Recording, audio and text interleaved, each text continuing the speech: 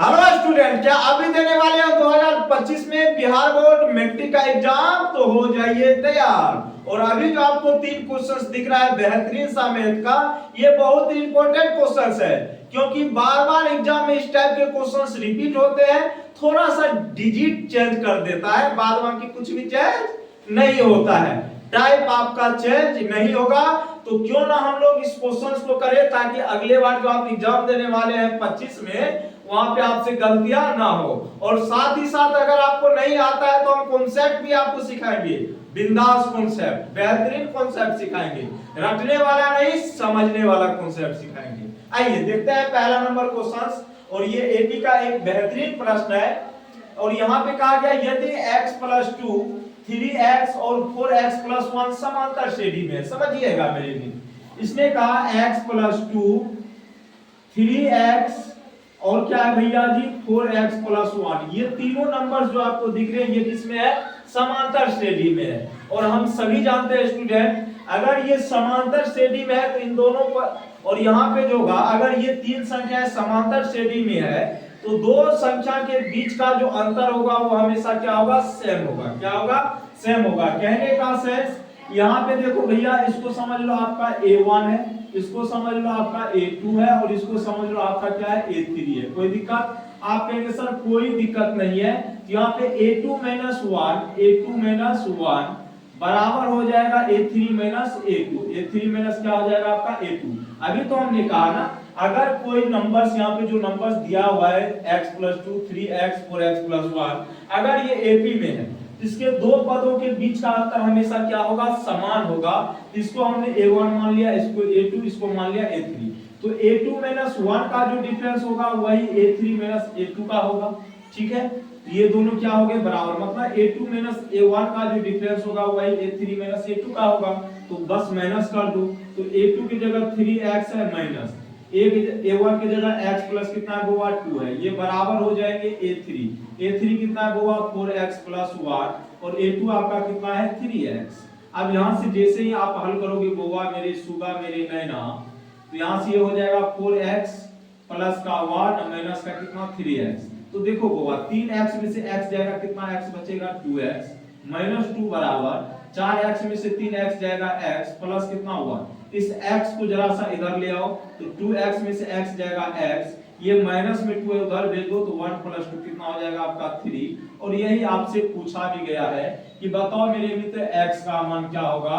तो x का जो स्टूडेंट सही वैल्यू होगा क्या हो जाएगा? 3 हो जाएगा। और आप लोगों को इस क्वेश्चन से बहुत डर लगता है ना, क्योंकि इससे पहले आप कभी देखे ही नहीं होंगे इस टाइप के क्वेश्चंस की।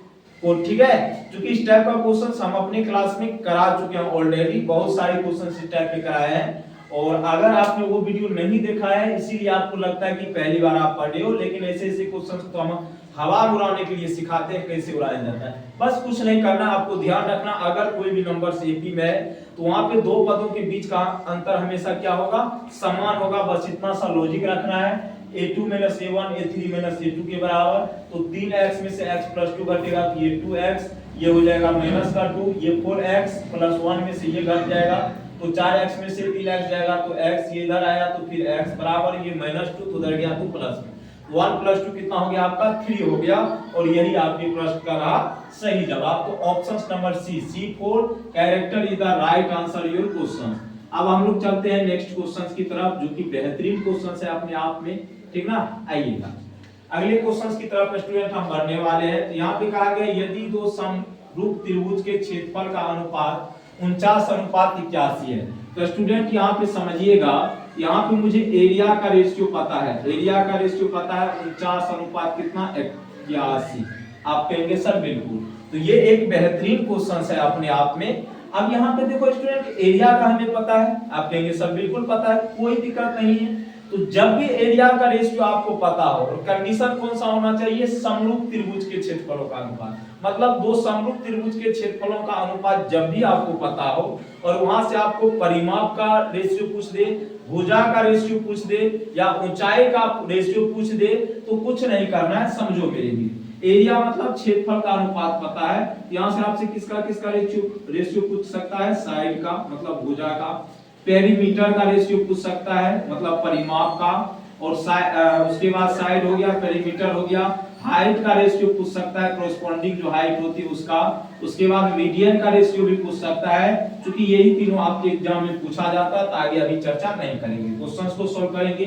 तो अगर आपको क्षेत्रफल का अनुपात स्टूडेंट पता हो और आपको वहां से भुजा या परिमाप या संगत ऊंचाई का रेशियो पता करना हो, तो जो भी क्षेत्रफल का रेशियो रहता है उसका हम लोग क्या करेंगे, स्क्वायर रूट, मतलब वर्गमूल निकालेंगे। क्या निकालेंगे बउआ रे, वर्गमूल निकालेंगे। तो 49 का वर्गमूल कितना होता है 7 और 81 का वर्गमूल कितना होता है 9।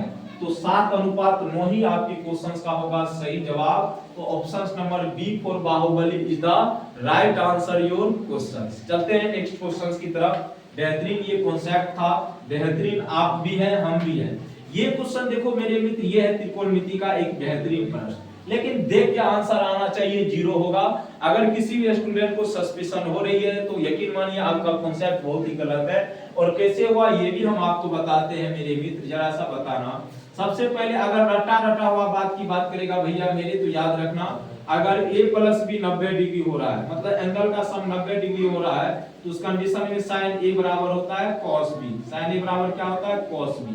लेकिन एक चीज आपको हम गारंटी देते हैं, अगर आप किसी भी कोचिंग संस्थान में पढ़ रहे हैं और 100% हम यहाँ पे गारंटी वीडियो रिकॉर्ड हो रहा है, आप जाकर के देख लेना, ये कॉन्सेप्ट आपकी कॉपी में नहीं होगा। लेकिन हम इसका औपचारिक तौर भी बताते हैं आखिर ये आया कहां से। ठीक है, हम कहीं की भी बात करते हैं, ठीक ना।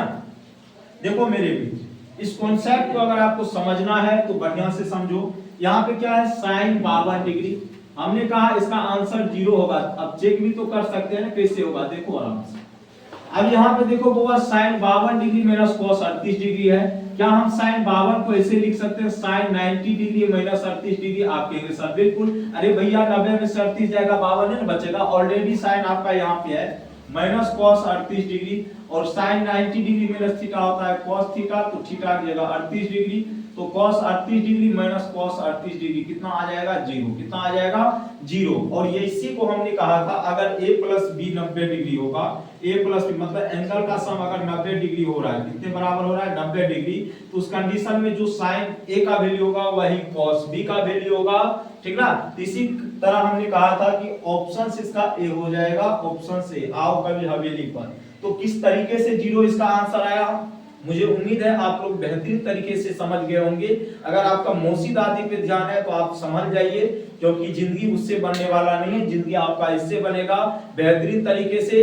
अगर आप टाइम पास कर रहे हैं तो वो भी गलत है, क्योंकि एग्जाम आपकी बहुत नजदीक आ चुका है। तो बेहतरीन तरीके से तैयारी कीजिए। सोना बाबू को थोड़ा सा रेस्ट करने के लिए दीजिए।